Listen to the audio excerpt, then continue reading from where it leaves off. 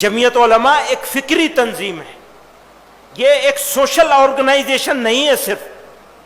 یہ ایک صرف ایجوکیشنل آرگنائزیشن نہیں ہے، یہ سوشل ورک کرتی ہے، تعلیم کا کام کرتی ہے، لیکن تنظیم فکری ہے۔ اگر ہمیں اپنے سوشل ورک کرنے کے لیے، اپنے تعلیمی خدمات کو انجام دینے کے لیے، اسکول بنانے کے لیے، اسپتال بنانے کے لیے، کالج بنانے کے لیے، یونیورسٹی بنانے کے لیے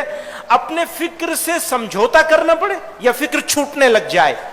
تو ہمارے لیے ضروری ہے کہ ہم اس کام کو چھوڑ دیں گے، لیکن اپنی فکر کو مضبوطی سے پکڑے رکھیں گے، اس کو نہیں چھوڑیں گے، اس پر کوئی کمپرومائز نہیں کریں گے۔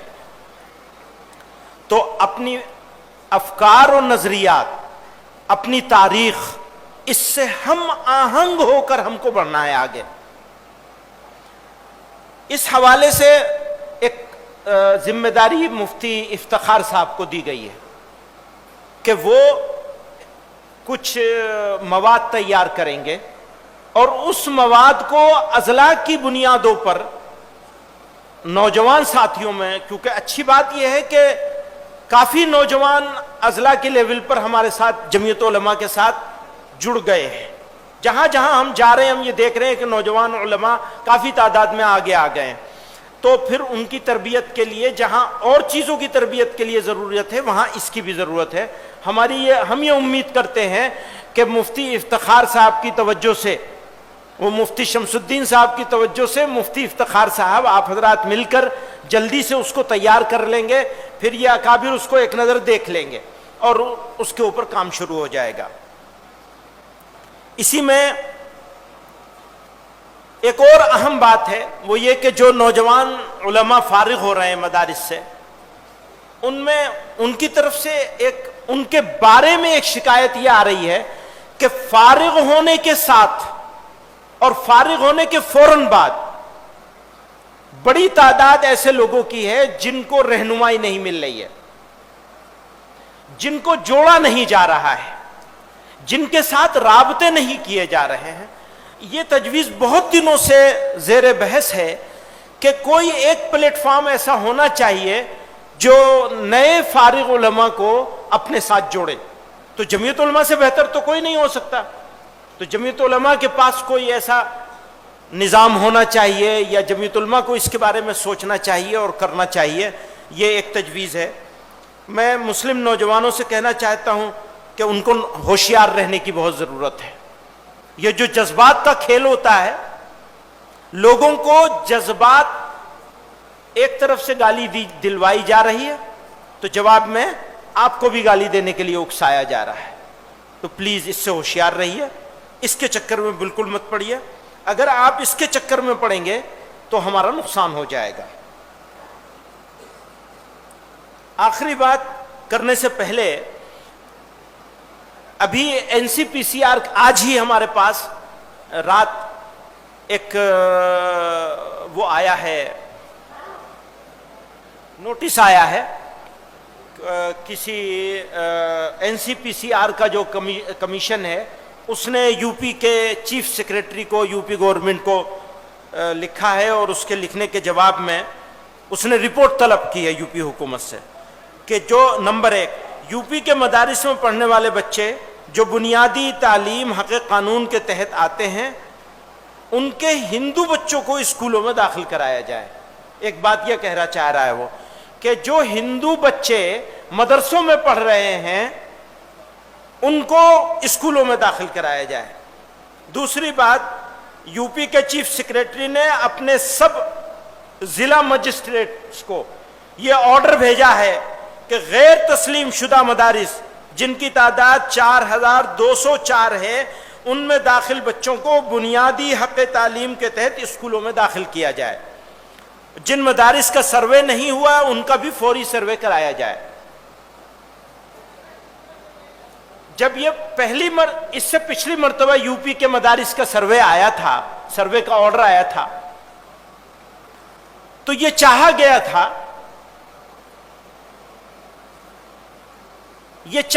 تھا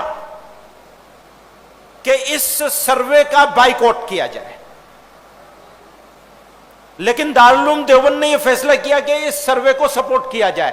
بلکہ ہم ہی سروے کر کے دے دیں گے. بہرحال وہ دارالعلوم دیوبند نے کیوں فیصلہ کیا وہ دارالعلوم دیوبند جانے. آج ہم پھر یہ بات کہنا چاہتا ہوں میں یہاں آپ حضرات سے, اور اس پہ اگر کسی کو کوئی کہنا ہو تو ہماری طرف سے دعوت ہے, آپ کہہ سکتے ہیں. ہمارا بالکل واضح ہے, جو حق تعلیم کا قانون ہے اس قانون میں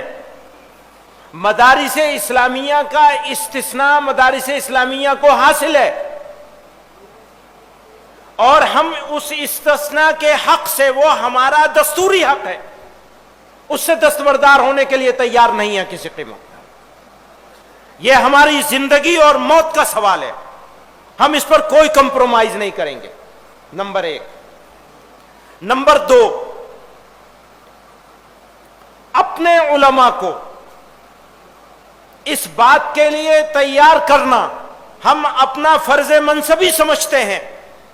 کہ وہ موجودہ زمانے کے تقاضوں کو پہچاننے کی قابلیت اپنے اندر پیدا کر لیں, کسی بھی ذریعے سے پیدا کریں. اگر موجودہ زمانے کے علماء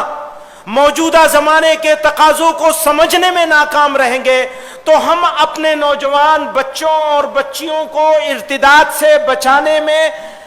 وہ کردار نہیں ادا کر سکیں گے جو کردار ہمارا بنتا ہے. تو عصری تعلیم نوکریوں کے لیے نہیں, عصری تعلیم مبلغین کے لیے, صحیح تبلیغ کر سکے, خطبہ کے لیے اس لہجے میں اس انداز میں خطاب کر سکیں, خطبہ دے سکیں. نوجوان بچوں اور بچیوں کے سامنے جو تردد اور شک پیدا کیا جا رہا ہے اس شک اور تردد کا جواب دے سکیں, ان کی زبان کو سمجھ سکیں, ان کے اصطلاحات کو سمجھ سکیں. یہ ہماری اس وقت کے علماء کی, نوجوان علماء کی, کام کرنے والوں کی بڑی ضرورتوں میں سے ایک بہت بڑی ضرورت ہے. میں کیونکہ بڑے علماء موجود ہیں اس مجلس میں, اس لیے یہ نہیں کہہ رہا ہوں کہ سب سے بڑی ضرورت ہے, احتیاط سے بول رہا ہوں. چند بڑی ضرورتوں میں سے ایک ضرورت ہے. خدا را اس ضرورت کی طرف متوجہ ہو جائیے. میں اس بات میں پورا یقین رکھتا ہوں ہندوستان کے مسلمانوں کی, اس ملک کی آبرو اگر کوئی ہے تو وہ علماء اکرام ہے. اگر علماء کمزور رہیں گے, طاقتور نہیں ہوں گے تو ملک کمزور ہو جائے گا. یہ میرے ملک کا سوال ہے, ملک کے اسلام کا سوال ہے, اس ملک میں بسنے والی آبادیوں کا سوال ہے, ہمارے بچوں کا سوال ہے, مستقبل کا سوال ہے.